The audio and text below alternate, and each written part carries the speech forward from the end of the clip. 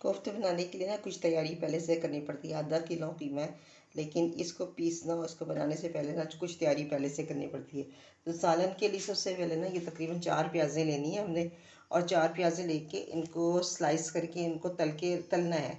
Golden से थोड़ा सा कम, ज़्यादा नहीं करना, गोल्डन से थोड़ा कम करके इसको बाहर निकाल देना। फिर ये मैंने लिया तकरीबन 1.5 टेबल स्पून खसखस, धो लिया, भिगो ली थी, भिगो के धो लिया। अब ये पीसने में आसान होगा। लहसुन, इसमें लहसुन इतना जाएगा, ग्रेवी में थोड़ा सा इसमें से अदरक जाएगा, सारा नहीं जाएगा, वो थोड़ा सा अदरक। और बाकी जो इसमें जो चीज़ें जाएंगी ना कोफ्तों में, तो उसमें लहसुन नहीं डलेगा लेकिन अदरक डलेगा, लेकिन टुकड़ों में कट के। तो सबसे पहले मैंने ये करना है कि प्याज फ्राई होने रखनी है। प्याज फ्राई करके और उसके बाद मैंने ये पीसना है खसखस।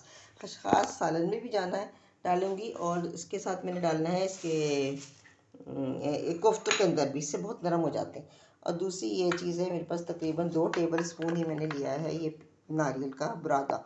इस नारियल पाउडर को ना, ये पहले मैंने इसको पीसना है सिल पे ज़्यादा अच्छा पिसता है, और बारीक ज़रा लेस वाला भी पिस जाएगा साथ में। फिर जब वो पिस जाएगा तो फिर मैंने ये पीसना है। इसमें आधा मैंने कोफ्तों में डालना है और आधा मैंने इसका ना सालन बनाना। तो इसलिए मैंने ये चीज़ें पहले से करनी पड़ती हैं ताकि कोफ्ते जल्दी बन जाए, वरना फिर बहुत टाइम लगेगा।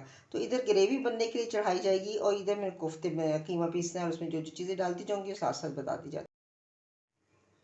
कोफ्ते तैयार करने के लिए ना, कोफ्तों को नरम करने के लिए हम लोग डालते हैं प्याज।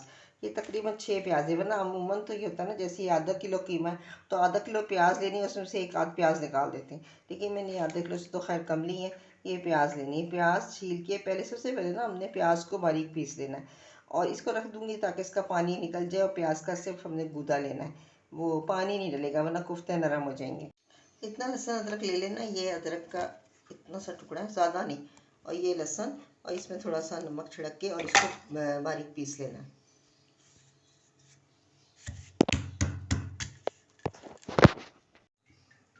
अब ना तेल गरम करके, और ये मैंने तेल गरम कर लिया, और इसमें प्याज तल के और इसको बाहर निकाल लेनी है। क्योंकि प्याज तली हुई है, फिर पीसेंगे तो ये सब, इसके बाद इसे दोबारा आखिर में डालेंगे। अब इस तेल में मैंने थोड़ा सा गरम मसाला डालना है, ज़्यादा नहीं, और साथ लहसुन अदरक और बाकी चीज़ें डालनी है। अब प्याज निकाल ली है ना, उसमें मैंने डालना है ये तेज़पात तेल में, और ये 2 इलायचियाँ छोटी खोल के, बड़ी इलायची खोल के, दालचीनी का एक टुकड़ा और एक लौंग। ज़्यादा कुछ नहीं डालना क्योंकि हमने पिसा हुआ ऊपर से डालना है। प्याज निकाल ली है तेल में से। अब मैंने इसमें डालना है ये वाला गरम मसाला, और साथ ही लहसुन अदरक पीस के डालना।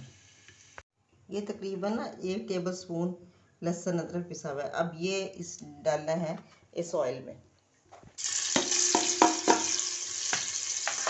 और साथ ही नमक मिर्च हल्दी डाल देंगे। ये 1 टीस्पून, ये मैंने लहसुन का पानी निकाला था, मिर्चें, और थोड़ा सा 1/4 टीस्पून से कम हल्दी, तकरीबन 1 टेबल स्पून डालना है धनिया, पिसा हुआ धनिया, और नमक ज़्यादा से डालना है 1-1.5 चम्मच, क्योंकि हम कोफ्ते में भी डालेंगे। तो उसके बाद 1 चम्मच डालना है, उसके बाद देखेंगे कितना डलता है। 2 टेबल स्पून बेसन भून लिया हल्की आंच में। इसको ना, इसके रंग बदल जाना है और खुशबू आने तक भूनना है। चॉपर में ना कीमा बहुत अच्छी तरह पीस लें। कीमा थोड़ा सा पीस लिया। अब इसमें ना ये जो प्याज निकाली थी, कच्ची प्याज, ये इसका पानी निकाल के ना ये साथ शामिल करनी है, ताकि ये भी साथ पीस जाए। और निचोड़ के, इस तरह पानी निचोड़ के इसको डालना, वरना ये कोफ्ते पतले हो जाएंगे। और फिर ये बेसन जो भून के रखा है, साथ ही ये शामिल करके फिर पीसेंगे दोबारा। पीसी हुई प्याज और ये बेसन, ये मैंने डाल दिया था भुना हुआ, और ये नमक 1 टीस्पून से ज़्यादा भर के, 1 टीस्पून मिर्चें, 1 टीस्पून से ज़्यादा भर के धनिया, आधी टीस्पून से ज़्यादा गरम मसाला,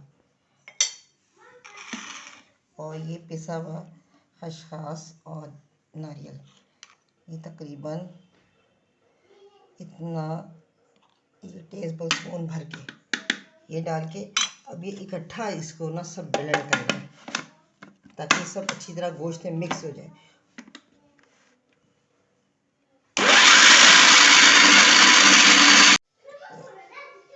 छोटा छोटा कटा हुआ अदरक है, ये मिर्चें और ये इसमें शामिल करनी है और फिर पीसना है। और हरा धनिया और वो तली हुई प्याज, जो हमने प्याज तली थी उसमें से थोड़ी सी प्याज निकाल के वो भी शामिल करनी है। ये प्याज ना, जिस वक्त प्याज तली थी ना तो उसमें से थोड़ी सी निकाल लेनी, बचा लेना और हाथों से चुरमुर करके ये भी इसमें डाल के पीसनी है। इससे खुशबू बहुत अच्छी आती है।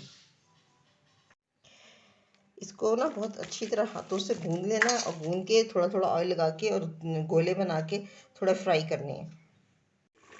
अब ये ना इसमें कोफ्ते डाल दिए हैं और मसाला भूनना है।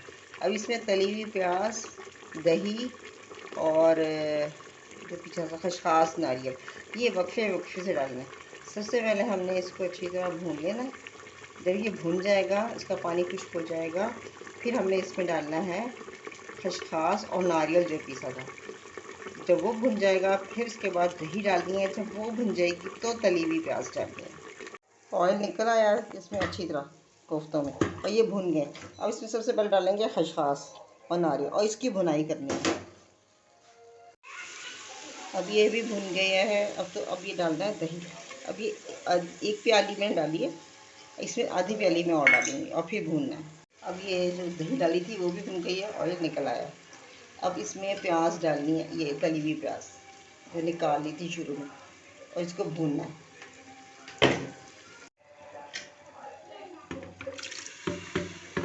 अब बस हल्का सा भून के ना, जितना शोरबा रखना है उससे थोड़ा सा ज़्यादा पानी रख के और 5 मिनट के लिए वेट हिलाना है।